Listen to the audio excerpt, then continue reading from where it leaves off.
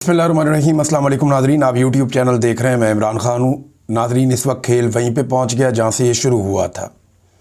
ये खेल शुरू हुआ था -1 से कि इमरान खान को माइनस करना है, और तब से लेकर अब तक लड़ाई यही चल रही है कि कौम इमरान खान को माइनस होने नहीं दे रही। ना इमरान खान हार मानने के लिए तैयार है, और एस्टेब्लिशमेंट और इमरान खान की सारी मुखालिफ सियासी जमातें वो ये जानते हैं कि अगर ये आदमी माइनस ना हुआ तो हम बहुत हद तक माइनस हो जाएंगे। अब इस मसले की वजह से अब एक नया दबाव क्रिएट किया जा रहा है, यानी हुकूमत खुलकर कह रही है कि इमरान खान से ख़ुद को अलहदा कर लें तो फिर हम बातचीत कर सकते हैं। यानी इमरान खान साहब के बयानिए से इमरान खान साहब से अपने आप को अलग कर लें पाकिस्तान तहरीक-ए-इंसाफ के लोग, तो फिर उनके साथ बातचीत हो सकती है। एक तो बातचीत के लिए मिन्नत तरला कोई नहीं कर रहा। मैंने देखा नहीं कि पाकिस्तान तहरीक-ए-इंसाफ के लोग, हम वो ये ज़रूर कहते हैं कि मुल्क के लिए हम बातचीत करना चाहते हैं, और हम ये चाहते हैं कि पाकिस्तान में जो स्पेस छीन ली गई इदारों से या पार्लियामान से वो उनको वापस दी जाए, सियासी जमातों को जमहूरी हक उनका लौटाया जाए, उसके लिए वो अपनी कोशिश करते रहते हैं। अब इमरान खान साहब को दहशत गर्द डिक्लेयर किया जा रहा है। ये बार बार कहते हैं जी दहशत गर्द है, मुल्क दुश्मन है। मैं चंद सवालात आपके सामने रखता हूँ। क्या पाकिस्तान तहरीक-ए-इंसाफ का इमरान खान साहब ने कोई मुसल्ला विंग बनाया हुआ है? आज तक आपको ऐसी कोई खबर मिली? कोई भी नहीं। ये कहते हैं जी असला आ गया, ये आ गया जलसा के अंदर या जलसा गाह के अंदर। आज तक दिखाएं ना कितनी बंदूकें इन्होंने देखी हैं। बेशुमार लोगों के साथ बंदूकें बेशुमार देखी गई हैं, लेकिन इमरान खान साहब के जलसा गाह में तो नहीं देखी गई। कोई मुसल्ला विंग पाकिस्तान तहरीक-ए-इंसाफ ने नहीं बनाया। क्या आज तक कोई बोरी बंद लाश मिली जो पाकिस्तान तहरीक-ए-इंसाफ ने बोरी बंद लाशें जो हैं वो जमा की हों? वो जो लोग ये काम करते थे वो आजकल एस्टेब्लिशमेंट के साथ हैं। क्या कोई करप्शन के मेगा स्कैंडल्स इमरान खान साहब के निकले कि ये भी है, वो भी है, वो भी है? बताएं ना। उस्मान बुज़दार पे इतने घटिया इल्ज़ामात लगाए, एक भी मुकदमा बताएं कहाँ है उसके ऊपर? एस्टेब्लिशमेंट कहती थी ना कि इसने ये भी किया, वो भी किया, वो भी किया। उसने डील कर दी, उसको छोड़ दिया। वो कहते थे बहुत सारे अफसरान बुशरा बीबी लगाती थी, वो किधर गए सारे अफसरान जिन्होंने रिश्वत दी हुई थी? कहते थे जी कि आसिम मुनीर साहब के पास एक फ़ाइल है बुशरा बीबी के हवाले से जो उन्होंने इमरान खान को दिखाई थी। वो फ़ाइल गुम हो गई, उसके बाद कहाँ गई वो फ़ाइल? उस फाइल के ऊपर कोई एक मुकदमा भी नहीं बना। फिर क्या कोई अलहदगी पसंद तहरीक इमरान खान साहब ने चलाई है? को मनसूबा इस तरह का दिया है? क्या कोई टारगेट किलिंग इमरान खान साहब ने या उनकी पार्टी ने की हो? कभी कोई पाकिस्तान तहरीक-ए-इंसाफ के बंदे ने खुद को हमला कर दिया हो, या कभी किसी पुलिस वाले या दीगर फोर्सेस के बंदे में से किसी एक को भी गोली लगी और वो गोली लगने से ज़ख्मी हुआ हो या शहीद हुआ हो, और ये बताएं जनाब इनको पाकिस्तान तहरीक-ए-इंसाफ ने मारा? एक भी वाक़या आपको ऐसा नहीं मिलेगा। ये एक पॉलिटिकल पार्टी है, आप इसको दहशतगर्द कैसे कह सकते हैं? मुल्क दुश्मन और गद्दार कैसे कह सकते हैं? ये पाकिस्तान में ना एक पुराना ट्रेंड है, जो कहे कि आइन पर अमल करो वो गद्दार है, मुल्क का दुश्मन है, सिक्योरिटी थ्रेट है वो। जो कहे इदारे खसूसन फ़ौज सियासत से अपने आप को दूर रखे, जो ये कहे कि मुल्क भी मेरा फ़ौज भी मेरी, जो अपनी ज़िंदगी अपने मुल्क के नाम कर दे, ताकि अपने बच्चों से भी अपने आप को दूर कर ले, ऐसे आदमी को ये कहते हैं दहशतगर्द भी है, गद्दार भी है, सिक्योरिटी थ्रेट भी है। जो शख्स भी करप्शन के खिलाफ आवाज़ उठाए वो दहशतगर्द है, वो सिक्योरिटी थ्रेट है।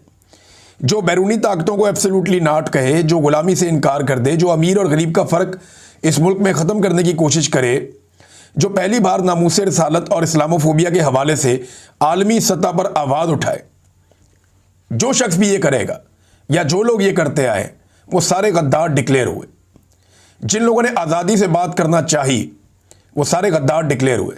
जिन्होंने बात की कि इदारे सियासत में मुदाखलत क्यों करते हैं, इनका क्या हक है, वो सारे गद्दार और सिक्योरिटी थ्रेट बन गए पाकिस्तान के लिए, सारे के सारे। किसी एक को नहीं छोड़ा, फातिमा जिन्ना तक को नहीं छोड़ा। तो ये पाकिस्तान की कहानी है, कोई नई बात नहीं है, ये पुरानी बात है। अब DGISPR ने जो एक प्रेस कॉन्फ्रेंस की है उसमें एक सबसे बड़ी गलती उन्होंने ये की कि उन्होंने इमरान खान से पूछ लिया नाम लिए बगैर कि तुम हो कौन, हमारी हैसियत क्या है। तब से लेकर अब तक लोग लगातार बता रहे हैं DGISPR को कि इमरान खान है कौन और उसकी हैसियत क्या है। लोग बता बता कर थक गए हैं, लेकिन इमरान खान साहब की शख्सियत और करैक्टर इतना बड़ा है कि उसका अहाता लोग नहीं कर पा रहे। कितने सारे मैदान हैं दुनिया के जहां इमरान खान साहब ने नाम रोशन किया है, चाहे वो फ्लाई काम करने के हवाले से हो, सियासत के हवाले से हो, इस्लामोफोबिया के हवाले से हो, नामूसे रिसालत के हवाले से हो, एक लोगों को मोटिवेशन देने के हवाले से हो, यानी इमरान खान साहब ने लीडर की तमाम औसाफ उन्होंने बताया कि वो एक बड़ा लीडर है, पाकिस्तान के अंदर कोई आदमी इनका मुकाबला नहीं कर सकता, चाहे किसी इदारे में बैठा हुआ है या किसी सियासी जमात में बैठा हुआ है। तो तब से लेकर अब तक लोग DGISPR को लगातार इतने दिनों से बता ही रहे हैं कि ये है इमरान खान, ये है इमरान खान, ये है इमरान खान, और सोशल मीडिया इससे भरा पड़ा। मैंने नादरीन एक सर्वे करवाया सोशल मीडिया पे, ये बड़ा इंपॉर्टेंट सर्वे है। इस सर्वे में मैंने सवाल पूछा कि क्या फील्ड मार्शल आसिम मुनीर साहब पे इमरान खान साहब जो तनकीद करते हैं, क्या वो तनकीद पाकिस्तान के ऊपर है या पाकिस्तान की पूरी फौज के ऊपर है या आसिम मुनीर साहब के ऊपर है? क्योंकि जितने भी लोग इमरान खान साहब के मुखालिफिन हैं वो ये कहते हैं इमरान खान ने फौज पे हमला कर दिया है, इमरान खान ने रियासत पे हमला कर दिया है। वो कहते हैं जी इमरान खान ने पाकिस्तान पे हमला कर दिया। हमने सर्वे करवा लिया। इसमें मैंने सर्वे जो करवाया ना एक नए तरीके से करवाया, क्योंकि आजकल बॉट्स हैं, आजकल जाली तरीके से अगर आप सवाल जवाब पूछें तो वो ऑप्शन को करके और उसके अंदर से वो अपनी वोटिंग करवा लेते हैं, जाली वोट भी पड़ जाते हैं सर्वेस के अंदर। ये नया तरीकाकार है। ट्रेंड एक चल रहा होता है, अचानक से एकदम बहुत सारे वोट्स पड़ते हैं तो ट्रेंड को चेंज करते हैं। लिहाजा एक नया तरीका है, आप इससे भी सर्वे करवाया करें। इसमें आप ऑप्शन दे दें 1 और 2 और लोगों से कहें कि कमेंट के अंदर लिखें। मैंने लगभग कोई 650 के करीब कमेंट्स पढ़े हैं, अभी तक 650 कमेंट्स आए हैं जब मैं वीडियो रिकॉर्ड कर रहा हूं कि लोगों ने कौन सा ऑप्शन लिया। मैंने कहा जिन लोगों को यह लगता है कि आसिम मुनीर साहब पे तनकीद करना, पाकिस्तान पर तनकीद करना और फौज पे तनकीद करना है, वो कहें हाँ। और जिन्हें लगता है कि आसिम मुनीर पर तनकीद करना, पाकिस्तान पर तनकीद करना और फौज पर तनकीद करना, तो आप नहीं का ऑप्शन भी ले सकते हैं। तो हैरत अंगेज तौर पे सब लोगों ने नहीं का ऑप्शन लिया। मुझे सिर्फ 3 लोग मिले हैं जिन्होंने हाँ का ऑप्शन लिया, यानी 1 को चूज किया। 3 लोग मिले लगभग 600 लोगों में से, आधा फीसद बनता है।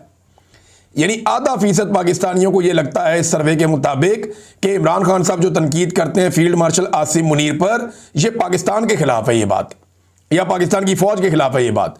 और भाई ये तो फौज के हक में है कि फौज का सियासत के लिए इस्तेमाल बंद किया जाए। इमरान खान साहब ये कहते हैं आसिम मुनीर साहब को, ये तो फौज के हक में खिलाफ कैसे हो गया? तो पाकिस्तानी भी यही सोचते हैं। 99.5% पाकिस्तानियों ने कहा कि नहीं, ये सिर्फ आर्मी चीफ पे तनकीद इमरान खान कर रहे हैं, उनकी गलत पॉलिसियों पे तनकीद कर रहे हैं। इस तनकीद का कोई पाकिस्तान के ऊपर असर नहीं है, ये रियासत के खिलाफ नहीं है, ये कोई फौज के खिलाफ साजिश नहीं है। अब 3 लोग कौन हैं जिन्होंने उल्टा वोट डाल दिया, जिन्होंने कहा नहीं ये फील्ड मार्शल पे तनकीद, पाकिस्तान पे तनकीद है? इनमें एक मोहम्मद उबैद सरफराज हैं, इनके टोटल 23 फॉलोअर्स हैं। 2022 में इन्होंने अकाउंट बनाया था। और एक इमरान सादिक साहब हैं, इनके 112 फॉलोअर्स हैं। 2014 में इन्होंने अकाउंट बनाया था। एक अर्तुगरुल बे साहब हैं, इनका ये कोई फेक अकाउंट है, 172 इनके फॉलोअर्स हैं।